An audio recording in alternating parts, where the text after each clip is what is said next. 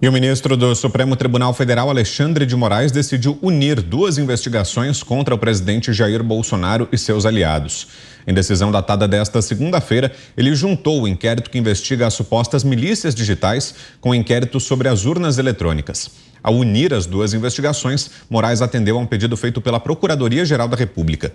Em sua decisão, ele disse que os elementos de prova colhidos devem ser analisados em conjunto com a investigação principal, cujo foco é uma alegada organização criminosa complexa. Começo com você, Fiuza. 3 minutos. Tá aí a historinha pronta, né? Isso que eles acham que estão enganando alguém, porque eles têm as manchetes do consórcio, né? Aquele mesmo consórcio que transformou Renan Calheiros, o inacreditável Renan Calheiros, o vilão da política brasileira, em herói da ética e da vida, naquela famigerada CPI, diz que as ações do Alexandre de Moraes são as ações de um justiceiro contra o bolsonarismo. Eles vão, quer dizer, ele tem um inquérito sobre atos antidemocráticos, né, que ele reciclou em outro inquérito, não tinha indício nenhum, materialização nenhuma no anterior, em que ele traz essa literatura. Existe uma organização criminosa, da qual até fazem parte, segundo essa literatura, os filhos do presidente da República, para destruir o poder judiciário, o poder legislativo. É assim mesmo a terminologia, é um negócio grosseiro. Então, evidentemente que todo mundo já entendeu. Milícias digitais, segurança das urnas, é exatamente a senha para perseguir aqueles que vão buscar a transparência. Vocês estão brincando com esse estado de coisas. Vocês estão dando esse chicote na mão desses personagens que estão fazendo política no Supremo. Vocês vão ter que responder por isso, todos os que estão achando isso normal.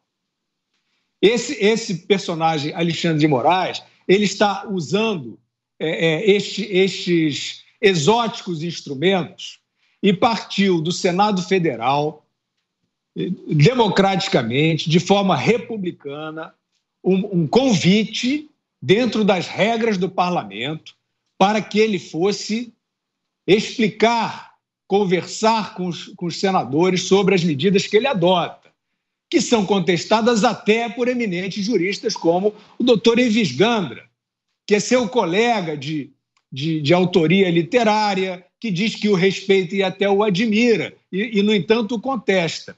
E o senador Rodrigo Pacheco, presidente do Senado, embargou essa medida, embargou esse convite. A pergunta que eu faço a todos aqueles que ainda querem ter algum compromisso com o seu juízo, que estão dando manchetes para criar os justiceiros contra o bolsonarismo, o terraplanista, etc. e tal. Os senhores não têm nenhum reparo a fazer sobre esse ato bruto do presidente do Senado, que não deixou este menino receber um convite para ir lá conversar? Qual é o problema na democracia? Ele não é o justiceiro da democracia contra o totalitário do Palácio do Planalto? Por que ele não pode ir ao parlamento? Por que o presidente do Senado não permite um convite feito por senadores da República? Por que o Senado cala a lei de senadores da República para que o ministro do Supremo possa ir conversar com os parlamentares, que são os representantes do povo? Está normal esse estado de coisas? Está normal esse contexto, essa circunstância? Então, evidentemente que está sendo montada na cara de todo mundo, na cara de todos vocês, um teatro para caçar vozes, um teatro para que não se possa discutir imperfeições do sistema eleitoral, que não é perfeito, ao contrário do que tentam dizer alguns ministros. A gente estará aqui sempre propondo harmonia, transparência, liberdade e honestidade intelectual. Não está fácil, Vitor, de encontrar no debate. Isso vai ter um preço ali na frente, logo ali na frente. Constantino.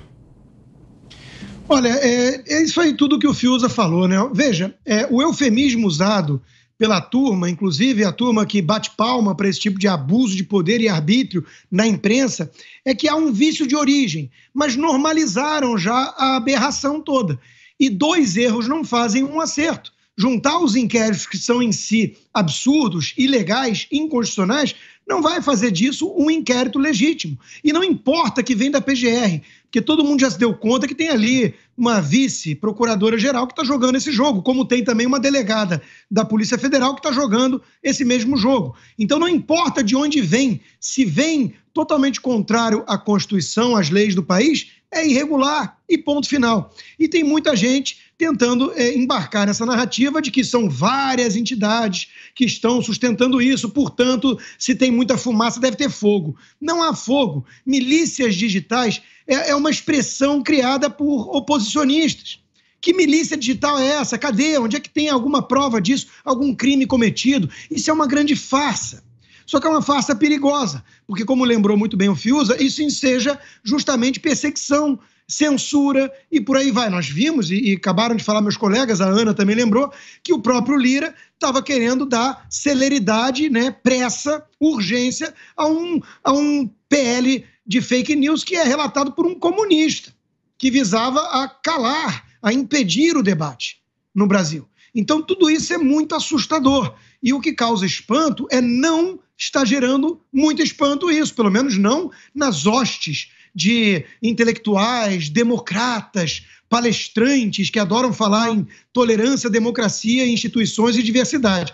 Esses estão todos aplaudindo, cúmplices, coniventes com esse show de horrores. Né? Então, é um negócio muito perigoso, muito perigoso o que estamos vendo aqui. O Alexandre de Moraes passou de todos os limites. Segundo alguns na imprensa, até mesmo os seus pares já teriam se dado conta e teriam deixado o Palácio do Planalto ciente disso. Eu não sei se isso é mais um truque, mais uma fake news, uma estratégia para ganhar tempo, porque quando chega a hora de colocar algum tipo de limite no ministro, esses pares não fazem isso, à exceção de um que se aposentou, que chamou de xerife o ministro e de inquérito de fim de mundo esse troço, essa aberração da qual estamos falando agora. Diga, Zé. As falas ensaiadas e, vamos dizer, combinadas dos presidentes da Câmara, Arthur Lira, e do Senado, senador Rodrigo Pacheco, tem uma consonância ali com o Tribunal Superior Eleitoral e o Supremo Tribunal Federal. Houve reuniões sucessivas e ali eles decidiram que toda vez que alguém falasse sobre ataques ao sistema eleitoral, haveria uma resposta em bloco, e é isso que está acontecendo. O ministro Alexandre de Moraes, ele decidiu fazer essa unificação a pedido da Polícia Federal com parecer positivo, não do Ministério Público, mas da subprocuradora Lindoura, né? Então foi quem deu o aval e essa decisão unificou duas investigações. Isso aí é uma demonstração clara que se abre inquérito contra um presidente da República. Vamos até esquecer o Jair Bolsonaro, né? Um presidente da República, uma instituição, de uma maneira a granel. Ou seja, se não der certo, a gente junta e procura mais coisa e tal, e vê que há um cerco jurídico. O ex-presidente Lula não tem nenhum inquérito no Supremo Tribunal Federal, não tem nenhum processo no Supremo Tribunal Federal. O presidente Jair Bolsonaro já tem 7, para se ter uma ideia desse cerco. Né? Agora 6 diante desta unificação de investigações. São duas investigações esquisitas. Uma, porque o presidente naquela live, inclusive transmitida aqui, falou lá sobre a invasão aos computadores do TSE. Não às urnas, mas aos computadores do TSE. E houve a invasão. A polícia atestou. Só que aquele processo não era sigiloso. Tinha um carimbo sigiloso, mas sigilo, para ser decretado, tem que ter primeiro uma autoridade competente para fazê-lo. Não era. Esse inquérito já estava na Câmara e foi até discutido. Milícias digitais, isso é um termo de oposição. E é por conta dessa investigação que o ex-deputado Roberto Jefferson está sofrendo sanções. É por isso que ele foi preso. E outras, e aquela história de que há um gabinete do ódio no Palácio do Planalto. Senhores, isso não existe. Lá no Palácio, todos riem quando fala isso. Aí fala, olha quem é o gabinete do ódio, um rapazinho, coitado. Deve ter lá seus 22 anos, com um gravador na mão e que grava o que o presidente fala, grava o que os ministros falam e coloca nas mídias sociais. Esse é o famoso, grande gabinete do ódio. Que gabinete do ódio? Isso não existe. E muito menos às tais milícias digitais. E veja bem, estão movimentando uma ação no Supremo Tribunal Federal para investigar exatamente isso. Eu continuo entendendo que um presidente da República, no exercício da função, não pode ser investigado. Não pode ter contra ele inquérito aberto sem a autorização do Congresso Nacional. E isso está na Constituição. Para a gente fechar, Ana.